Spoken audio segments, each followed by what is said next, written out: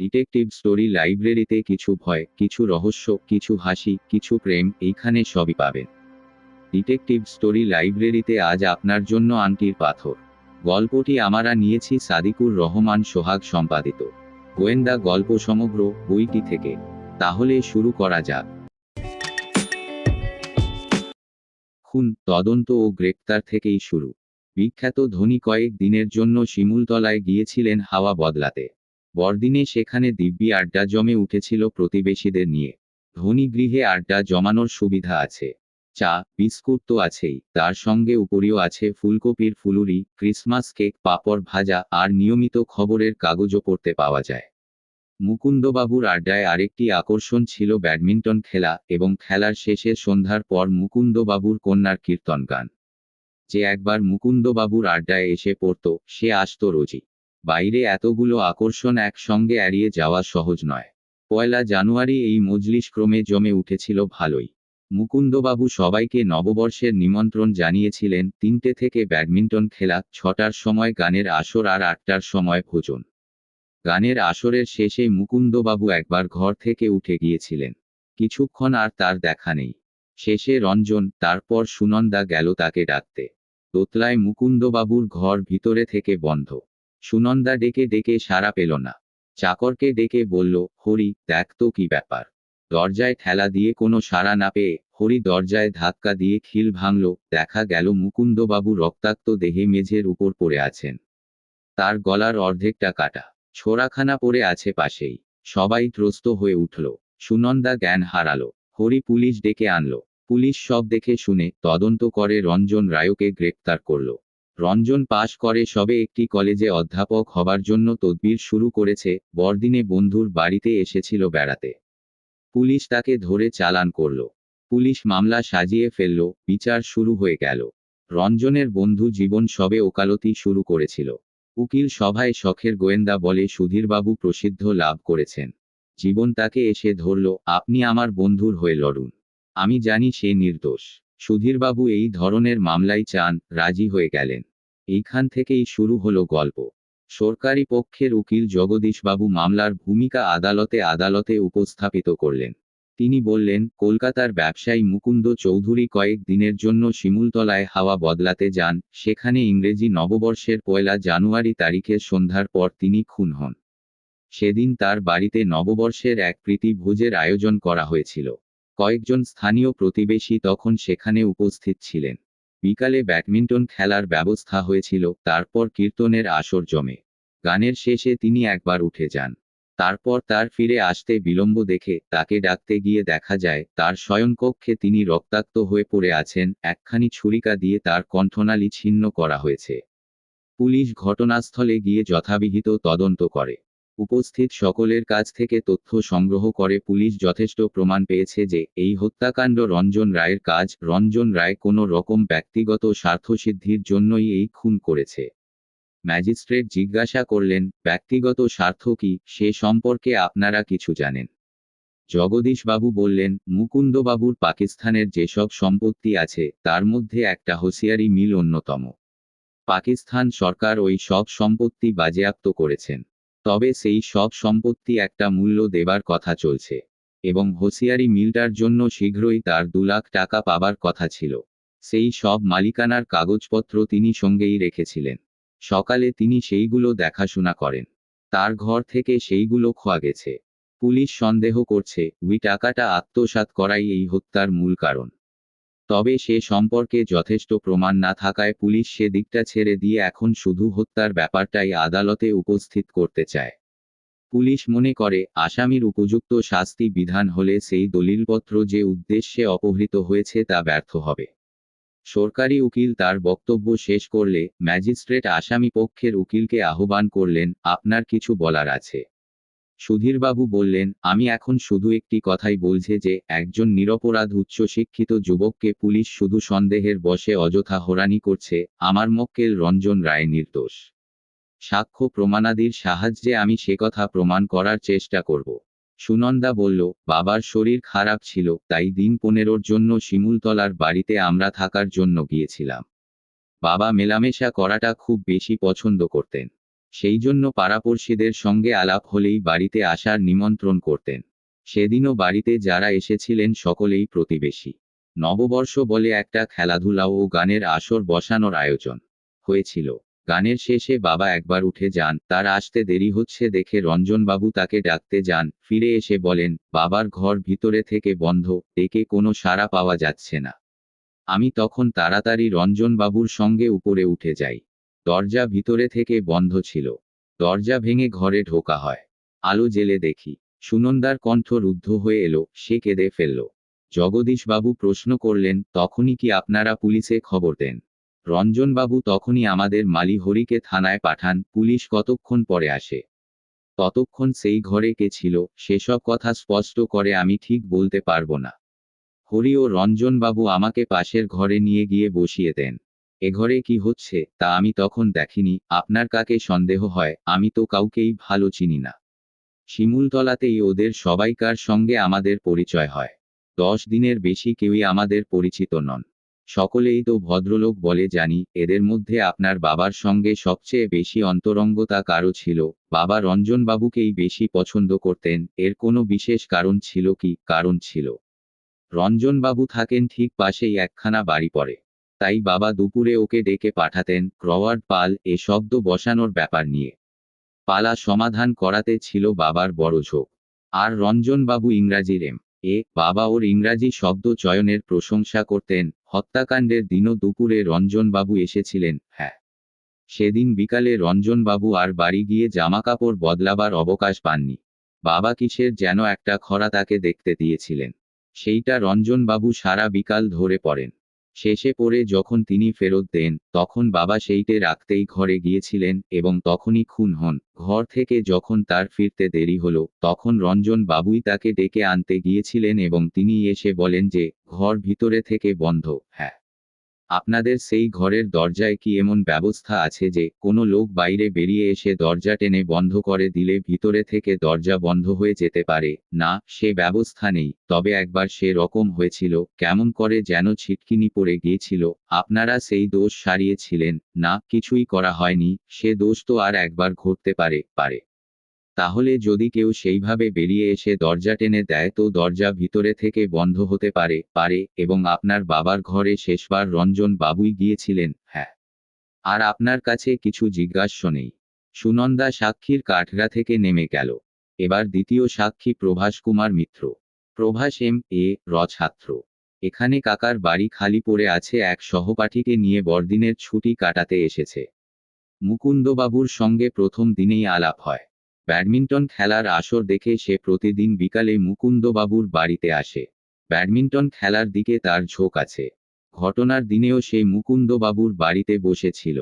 জগদীশবাবু প্রশ্ন করলেন, মুকুন্দবাবুর নামতে দেরি হচ্ছে দেখে তাকে কে ডাকতে গিয়েছিলেন? রঞ্জনবাবু একা। কতক্ষণ পরে তিনি ফিরে এসেছিলেন তা বলতে পারি না, 5-7 মিনিট হবে। খাবার ঘর থেকে মুকুন্দবাবুর শোবার ঘর অবধি যেতে কতক্ষণ লাগতে পারে? আমি কখনো উপরে যাইনি, তবে ঠিক খাবার ঘরের উপরেই সেই ঘর বলে জানি। ফিরে এসে রঞ্জনবাবু আপনাদের ডেকে নিয়ে গিয়েছিলেন, আমাদের ডাকেননি। তিনি সুনন্দা দেবীকে এসে বলেন, দরজা বন্ধ, সাড়া পাচ্ছি না। সুনন্দা দেবী তখন উপরে যান। উপরে দরজা ধাক্কা মারার শব্দ শোনার পর আমরাও উপরে যাই। কে দরজা খুলে প্রথম ঘরে ঢোকে? রঞ্জনবাবু। ঘরে ঢুকে আলো জ্বালেন। রঞ্জনবাবুকে আপনি আগে চিনতেন? বিশ্ববিদ্যালয়ের ছাত্রমহলে ওর নাম শুনছি। ব্যাডমিন্টন খেলায় দুবার তিনি বিশ্ববিদ্যালয় ট্রফি পেয়েছেন।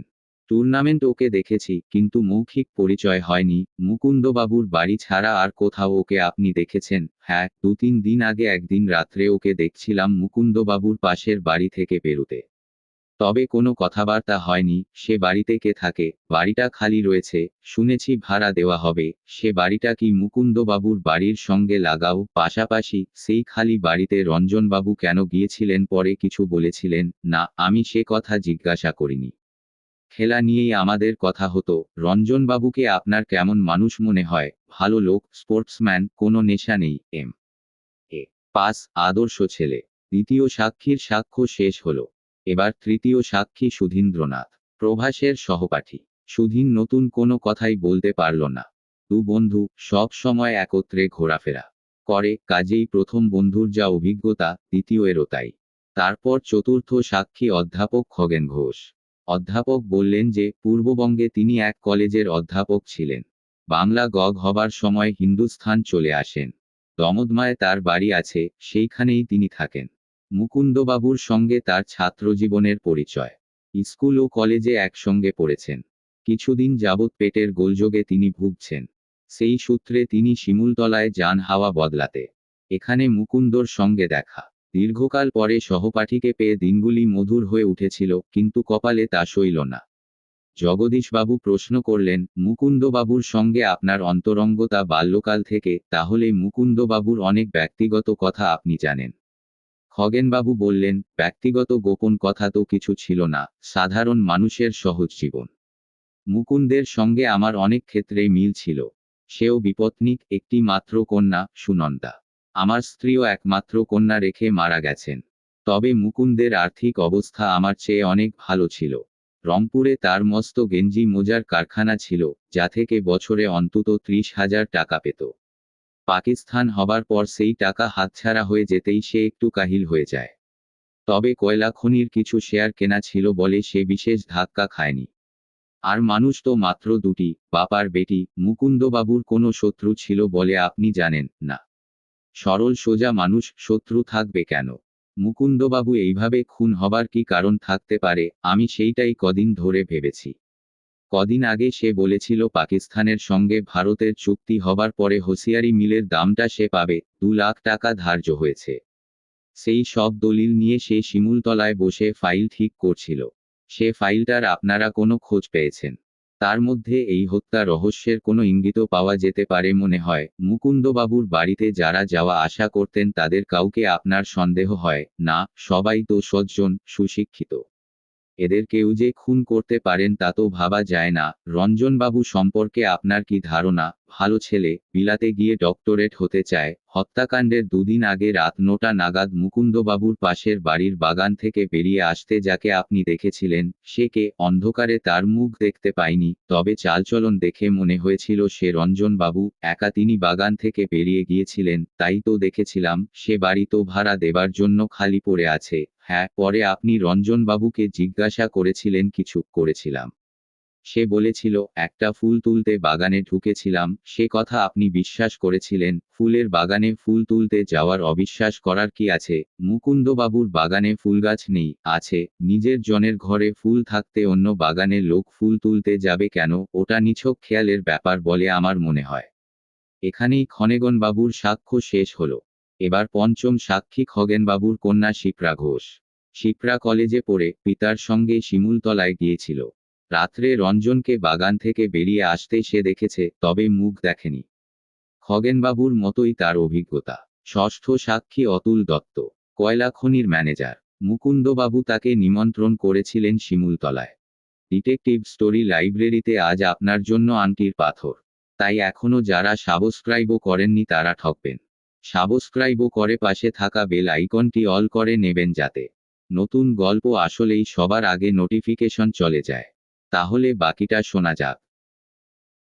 মুকুন্দবাবুর সঙ্গে তার কথাবার্তা চলছিল। পাকিস্তান থেকে টাকাটা পেলেই তিনি লাখখানেক টাকা তার খনিতে শেয়ার কিনবেন। জগদীশবাবু প্রশ্ন করলেন, এই শেয়ার কেনা নিয়ে রঞ্জনবাবুর সঙ্গে কি আপনার কোনো বিতর্ক হয়? হ্যাঁ। রঞ্জনবাবু বলেছিলেন, লাখ টাকা যদি খাটাতেই হয় তো নিজস্ব কোনো ব্যবসাপত্তন করাই ভালো। দরকার হলে গভর্নমেন্ট থেকে টাকা ধার পাওয়াও যেতে পারে। এ সম্পর্কে মুকুন্দবাবু কিছু বলতেন না। তিনি শুনে একবার বলেছিলেন, এ বয়সে আমি আর খাটতে পারবো না। রঞ্জনবাবু বলেন, আমি খাটব। মুকুন্দবাবু শুধু হাসেন। তার ফলে রঞ্জনবাবু আমার উপর বিরূপ হয়ে উঠেছিলেন, সেটা তার ব্যবহারে আমি বুঝতে পারতাম। সাক্ষ্য এইখানেই শেষ হলো। জগদীশবাবু এবার জজকে বললেন, রঞ্জন রায়কে আমি এই হত্যাকাণ্ডের আসামি বলে অভিযুক্ত করছি দুটি প্রমাণের উপর। এবার আসামিকে আমি জেরা করতে চাই। জজের নির্দেশে আসামি রঞ্জনকে পুলিশ কাঠগড়ায় নিয়ে এলো। জগদীশবাবু একখানি রুমাল দেখিয়ে প্রশ্ন করলেন, এই রুমালখানি কি আপনার? রঞ্জনবাবু রুমাল হাতে নিয়ে দেখলেন, রুমালের কোণে একটি লাল গোলাপ ফুল আঁকা আছে। তিনি বললেন, হ্যাঁ, এই রুমাল আমার। মুকুন্দবাবুর পাশের বাড়ির বাগানে এই রুমাল পাওয়া গেছে। সেখানে এই রুমালখানি কি করে গেল, সে কথা আপনি বলতে পারেন একদিন সন্ধ্যার পর।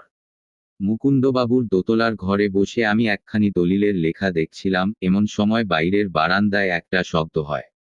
আমি বারান্দায় বেরিয়ে এসে দেখি একটি লোক বারান্দা থেকে লাফিয়ে পিছনের বাগানে পড়ল।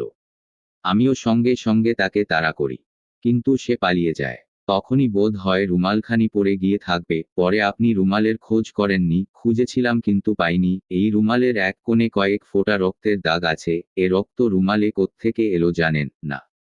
রুমালে রক্ত লাগার কোনো কারণ নেই। এবার জগদীশবাবু রুমালখানি কোর্টে জমা দিলেন। তারপর বের করলেন একখানি ছোরা, রঞ্জনকে দেখিয়ে বললেন, এই ছোরাখানি কি আপনার? রঞ্জনবাবু ছোরাখানি দেখে বললেন, আমি সঠিক বলতে পারছি না, তবে এই রকম একখানা ছোরা আমার ছিল।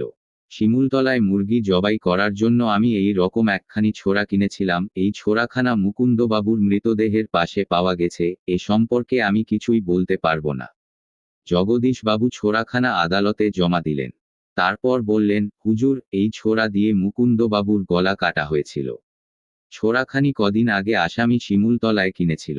আর রুমালখানিও আসামির। রক্তের ছিটে লাগায় হত্যাকাণ্ডের পর আসামি বাইরের বারান্দা দিয়ে পাশের বাড়ির বাগানে ফেলে দিয়েছিল। মুকুন্দবাবু যখন উপরতলায় ছিলেন তখন তাকে ডাকতে এসে আসামি এই কাজ করে। তারপর ভালো মানুষ সেজে নিচে নেমে যায়। যাবার সময় দরজাটা এমনভাবে বন্ধ করে যায় যেন ভিতরে থেকে ছিটকিনি পড়ে যায়। এটা খুব ঠান্ডা মাথায় সুপরিকল্পিত হত্যাকাণ্ড। এদিকে 5টা বাজল। জজ বললেন, আজ এই পর্যন্ত থাক, আবার কাল হবে। জজ উঠলেন, আদালত ভাঙল। জীবন বসেছিল সুধীরবাবুর পিছনের সারিতে, বলল, কি বুঝছেন? সুধীরবাবু বললেন, এখনো কিছু বুঝিনি, কাল বুঝবো। রঞ্জনকে শেষ অবধি রক্ষা করতে পারবেন তো? এখনই উতলা হবার মত কিছু হয়নি। এরপরেও তো আপিল আছে। জীবন হতাশভাবে সুধীরবাবুর মুখের পানে তাকালো। সুধীরবাবু ব্যস্তভাবে বললেন, আমি যাই। আমার আর এখন কথা বলার অবকাশ নেই। অধ্যাপক খগেন ঘোষ অতুল দত্তের সঙ্গে কথা বলতে বলতে বেরিয়ে গেলেন। সুধীরবাবু তাদের পিছনে ছুটলেন। পরদিন সুধীরবাবু প্রথমেই বললেন, হুজুর, আসামি নির্দোষ। আসামির নির্দোষিতা প্রমাণ করার জন্য আমি আজ সাক্ষীদের জেরা করতে চাই। জজ অনুমতি দিলেন। সুধীরবাবু প্রথমেই যে পুলিশ অফিসার তদন্ত করেছিলেন তাকে ডাকলেন, বললেন, আপনি মুকুন্দবাবুর বাড়িতে গিয়ে দেখেন, মুকুন্দবাবু গলাকাটা অবস্থায় পড়ে আছেন আর তার পাশেই ছোরাখানা পড়ে আছে। ঘরে আপনি পায়ের বা আঙুলের ছাপ কিছু লক্ষ্য করেছিলেন? দারোগা বললেন, পরিষ্কার ধুলোহীন ঘর, সেখানে পায়ের দাগ পাওয়া যেতে পারে না। টেবিল, চেয়ারও ঝাড়ামোছা, সেখানে আঙুলের ছাপই বা পাবো কি করে? 3 যদি কেউ পিছনের বারান্দা থেকে পাশের বাড়ির বাগানে লাফিয়ে পড়ে থাকে, এই ভেবে আমি সেই বাগানে সন্ধান করেছি। সেখানে ঝুড়ো মাটি ও বালি ছড়ানো পথে কিছুই ঠাহর করা যায়নি। সেখানে থেকেই একখানি রক্তমাখা রুমাল পাই। ছোরা এবং রুমাল দুটোই রঞ্জনবাবুর, সেই কারণেই রঞ্জনবাবুকে আপনারা আসামি বলে ধরেছেন। রঞ্জনবাবুর চোরা ও রুমাল নিয়ে অন্য লোকও তো খুন করতে পারে। ছোরার উপর আঙুলের ছাপ দেখেছেন, কোনো ছাপ নেই। সম্ভবত ওই রুমাল জড়িয়ে ছোরাখানা ধরা হয় আঙুলের ছাপ না রাখার জন্য। রঞ্জনবাবুকে সঙ্গে নিয়ে যখন আপনারা তার ঘরে তল্লাশ করতে যান তখন তারকা চিহ্ন গোর ঘরে কোনো বিশেষত্ব লক্ষ্য করেছিলেন কি? ঘরখানা ঠিকমতো গোছানো ছিল না। তবে ছেলে ছোকরাদের ঘর ওরকম হয়। পাছানোটা মেয়েদের কাজ। ঘরের সেই অবস্থা দেখে রঞ্জন কিছু বলেছিল ঘরে কেউ ঢুকে এমনি করে গেছে। ঘরে সত্যি কেউ ঢুকেছিল কি না সে সম্পর্কে আপনারা কোনো তদন্ত করেছিলেন? পায়ের বা আঙুলের ছাপ দেখা, মালিকে জিজ্ঞাসা করা প্রভৃতি কোনো কারাদারি করেছিলেন? না, প্রয়োজন বলে মনে করিনি। খুনি আসামি ধোকায় ফেলার জন্য অমন অনেক কথা বলে। রঞ্জনবাবুর ঘরে সন্দেহজনক কিছু পেয়েছিলেন? না। দারোগার সাক্ষ্য এইখানেই শেষ হলো। এবার সুধীরবাবু ডাকলেন অতুল দত্তকে। আপনার কয়লাখনি আছে? শুধু আমার নয়, আমাদের। আমি তার ম্যানেজিং ডিরেক্টর। কতদিন আপনি এই পদে আছেন? গত 1 বছর। বাবাই দেখাশোনা করতেন। বাবা ব্লাড প্রেসারে কিছুটা অসমর্থ হয়ে পড়ায় আমি ম্যানেজিং ডিরেক্টর হই। আপনার বাবা কোথায় আছেন এখন? কি নাম? অমিয় দত্ত। এখন আছেন ধানবাদে। সেখানে আমাদের বাড়ি আছে। আপনি কতদূর পড়াশোনা করেছেন? ক্যালকাটা ইউনিভার্সিটির এস সি। আপনি শিমুলতলায় গিয়েছিলেন মুকুন্দবাবুকে লাখখানেক টাকার শেয়ার বেচবার জন্য। মুকুন্দবাবু বাবাকে লিখেছিলেন যে পাকিস্তানের কাছ থেকে এবার 3 লাখ 2 টাকা পাবেন। বাবা বললেন, তা থেকে যদি লাখখানেক টাকা তিনি খনির ব্যাপারে লাগান তাহলে আমাদের পাশের খানিটাও আমরা কিনতে পারি। সেই জন্যই আমি ওকে সব বোঝাতে শিমুলতলায় যাই, কিন্তু আমি যদি বলি আপনি মিথ্যাবাদী। অমিয় দত্তের ছেলে অতুল দত্ত শিবপুর থেকে মাইনিং পাশ করে এখন বিলাতে আছে। আপনি মিথ্যা পরিচয় দিচ্ছেন। আপনার আসল নাম ভৈরব হালদার, আপনি ভিখিরি দলের অধিকারী। বাগমারীতে আপনার আস্তানা আছে, সেখানে 50-60 জন ভিখারি থাকে, তাদের দিয়ে আপনি রোজগার করেন, তাই না? আপনি কি বলছেন? আরও শুনুন, এখানে কোনো লোক আপনাকে ভাড়া করে এনেছিল মুকুন্দবাবুর 2 লাখ টাকার দলিলটা হস্তগত করার উদ্দেশ্যে। আপনি তাই অতুল দত্ত সেজে কাজে নামেন। মুকুন্দবাবু আসল অতুল দত্তকে ছেলেবেলায় দেখেছিলেন, তাই তিনি আপনার পরিচয়ে বিশ্বাস করেছিলেন। আমি মিথ্যা পরিচয়ের অভিযোগে সন্দেহভাজন ব্যক্তি হিসাবে আপনাকে গ্রেপ্তার করার জন্য আদালতে আবেদন জানাচ্ছি। এ অন্যায়। এ ব্যাপার আমি সহ্য করব না। আমি প্রমাণ দেব, প্রমাণ পেলেই আপনাকে ছেড়ে দেওয়া হবে। জজ বললেন, আপনার অভিযোগের কোনো প্রমাণ আছে? সুধীরবাবু একখানি টেলিগ্রাম ও একখানি ফটো আদালতে পেশ করলেন। টেলিগ্রাম ধানবাদ থেকে এসেছে। অমিয় দত্ত জানিয়েছেন, আমার পুত্র মাইনিং ইঞ্জিনিয়ার অতুল দত্ত বর্তমানে ইংল্যান্ডে মাইনিং করছে, এখানে নেই। ফটোখানি পাসপোর্টের ছবি, কোণে সই করা অতুল দত্ত। সে ছবির সঙ্গে সাক্ষী অতুল দত্তের কোথাও কোনো মিল নেই। জজ আদেশ দিলেন, এই সাক্ষীকে এখন হাজতে রাখা হোক। এর সম্পর্কে পুলিশ তদন্ত করবে। এবার সুধীরবাবু জেরা শুরু করলেন অধ্যাপক খগেন ঘোষকে। আপনি রংপুর কলেজে অধ্যাপনা করতেন, বাংলাদেশ ভাগ হবার পর আপনি চলে এসেছেন, বর্তমানে আপনি দমদমায় থাকেন। হ্যাঁ, আপনার চলে কি করে?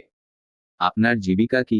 স্কুল কলেজের বই লিখে আমি রোজগার করি। আমার লেখা অনেক বই অন্য লোকের নামে বাজারে চলছে। পাকিস্তানের সঙ্গে আপনার কোনো যোগাযোগ আছে? রংপুরে আমার পৈতৃক বাড়ি আছে। সে বাড়ি পাকিস্তান সরকার দখল করেছে। আমি তার দাম আদায়ের চেষ্টা করছি, চিঠিপত্র চলছে। রংপুরে আপনার কেউ আছে? আমার তো ওই একটা মেয়ে। ওকে আমি কাছেই রাখি। আমি চলে এসেছি, রংপুরে আর ওকে থাকবে। কলকাতায় শখের দলে অভিনয় করে এক শিপ্রা ঘোষ, বেশ নাম করেছে। সে এক আপনারই মেয়ে? হ্যাঁ, ছেলেবেলা থেকেই ওই দিকে ওর ঝোঁক আছে বলে আমি আর কোনো বাধা দিইনি। আমি যদি বলি শিপ্রা ঘোষ আপনার মেয়ে নয়, সে আপনার যা খুশি বলতে পারেন। আপনি তো বিপত্নী, কিন্তু শিপ্রার মা তো বেঁচে আছেন, সে আপনার যা খুশি বলতে পারেন। সুধীরবাবু জজের অনুমতি চাইলেন। হুজুর, আমি শিপ্রার মাকে হাজির করতে এক। জজ অনুমতি দিলেন। জীবন এক মহিলাকে নিয়ে আদালতে এল। সুধীরবাবু প্রশ্ন করলেন, আপনার মেয়ের নাম কি? শিপ্রা ঘোষ। একে আপনি চেনেন?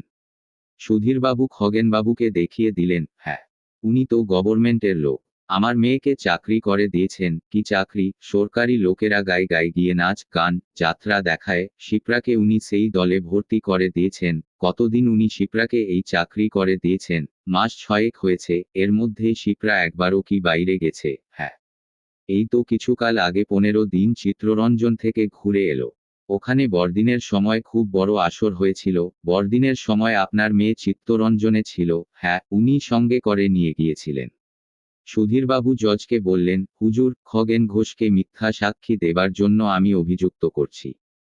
জজের নির্দেশে পুলিশ খগেন ঘোষকে পাকড়াও করল।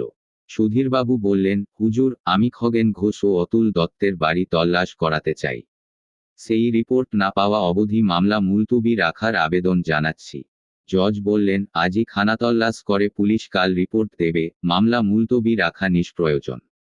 13 সন্ধ্যার একটু পরেই সুধীরবাবুর টেলিফোন বেজে উঠল। তিনি টেলিফোন ধরলেন। আমি জীবন সরকার, শিয়ালদহ স্টেশন থেকে টেলিফোন করছি। শিপ্রাকে অনুসরণ করে আমি পাইকপাড়ায় যাই। আধ ঘন্টা পরে শিপ্রা বাড়ি থেকে বেরিয়ে সোজা বেলেঘাটায় আসে। সেখানে একটি মাঠকোঠায় প্রায় আধ ঘন্টা অপেক্ষা করে। তারপর একজন লোককে সঙ্গে নিয়ে শিয়ালদায় এসেছে। শিপ্রা টিকিট কেটেছে, কোথাকার টিকিট জানি না। ট্রেনের জন্য তারা অপেক্ষা করছে। শিপ্রার হাতে কোনো ব্যাগ আছে, একটা বড় ভায়ানিটি ব্যাগ ছাড়া আর কিছু নেই। সঙ্গের লোকটির হাতে না। রেলওয়ে পুলিশকে বলে তাদের আটকাও। আমি এখনই যাচ্ছি। পুলিশকে বলবে মূল্যবান ডকুমেন্ট পাকিস্তান চলে যাচ্ছে। গ্রেপ্তারের দায়িত্ব আমার। সুধীরবাবু তখনই একখানি ট্যাক্সি নিয়ে ছুটলেন শিয়ালদহ স্টেশনের দিকে। শিয়ালদহ স্টেশনে শিপ্রা ধরা পড়ল। তার ভ্যানিটি ব্যাগের মধ্যে পাওয়া গেল মুকুন্দবাবুর হোসিয়ারি মিলের দলিল ও সেই সম্পর্কিত কাগজপত্র। পরদিন আদালতে সওয়াল করলেন সুধীরবাবু। ভৈরব ও গোকুল সম্পর্কে মামাতো পিসতুতো ভাই। দুজনেই রংপুরের বাসিন্দা। মুকুন্দবাবুর ফ্যাক্টরির সব কথা তারা জানত। এই টাকাটা হস্তগত করার জন্য তারা ষড়যন্ত্র করে। গোকুল খগেন ঘোষ সাজে, আর ভৈরব সাজে অমিয় দত্তের ছেলে অতুল। এমেচার ক্লাব থেকে শিপ্রাকে তারা জোগাড় করে। সঙ্গে মেয়ে থাকলে মানুষের সন্দেহ হবে না, তাছাড়া সুনন্দার সঙ্গে মেলামেশার সুবিধা হবে। ভৈরব মুকুন্দবাবুর ঘর থেকে দলিল চুরি করা যায় কিনা সেই চেষ্টায় এক রাত্রে মুকুন্দবাবুর বাড়িতে ঢুকেছিল, কিন্তু রঞ্জনবাবু দেখতে পেয়ে তাড়া করেন। ভৈরব পাশের বাগানে লাফিয়ে পড়ে পালিয়ে যায়। ঘটনার দিন রাত্রে শিপ্রা এক সময় ঘর থেকে বেরিয়ে যায়। বরাবর সে মুকুন্দবাবুর ঘরে গিয়ে ঢোকে, টেবিলের ড্রার থেকে সে দলিলপত্র চুরি করে। ঠিক সেই সময় সরুন্দবাবুও খসড়াটা রাখার জন্য ঘরে গিয়ে পড়েন। গোকুল অলক্ষ্যে তার পিছনে কোল। ঘরে শিপ্রাকে দেখে মুকুন্দবাবু চিৎকার করতে যান। গোকুল তখন তাকে হত্যা করে। এই রকম একটা ঘটনার জন্য গোকুল আগে থেকেই তৈরি ছিল। রঞ্জনবাবুকে গাতে পুলিশ সন্দেহ করে, সেজন্য সে আগে থেকেই কার্যকারণ তৈরি করে রেখেছিল। রঞ্জনের ঘর থেকে রুমাল ও মুরগি কাটা ছোড়া সে সংগ্রহ করেছিল। সেই এত বস্তু তাকে সংগ্রহ করে দেয়া শিপ্রা। তার প্রমাণ এই ছোট্ট লাল পাথরখানা। শিপ্রার আঙুলে একটা সাপ আংটি আছে। সাপের দুটি চোখে দুখানি লাল পাথর বসানো ছিল। একটা চোখের লাল পাথর খোয়া গেছে। এই পাথরখানি সেইটি। এটাকে পাওয়া গেছে রঞ্জনের সুটকেসের মধ্যে। রুমাল বের করে আনার সময় কোনো ক্রমে এই পাথরখানা আংটি থেকে খুলে সুটকেসের মধ্যে পড়ে যায়। আমি এটা কার সুটকেসের মধ্যে আবিষ্কার করি। মামলা ঘুরে গেল। ভৈরব ও গোকুলের 6 বছর করে সশ্রম কারাদণ্ড হল, শিল্পার হল 2 বছর। রঞ্জনবাবু মুক্তি পেলেন। জজ রায় দেবার সময় সুধীরবাবুর প্রশংসা করে বললেন, সুধীরবাবুর মতো মাহনজীবী আদালতের গৌরব।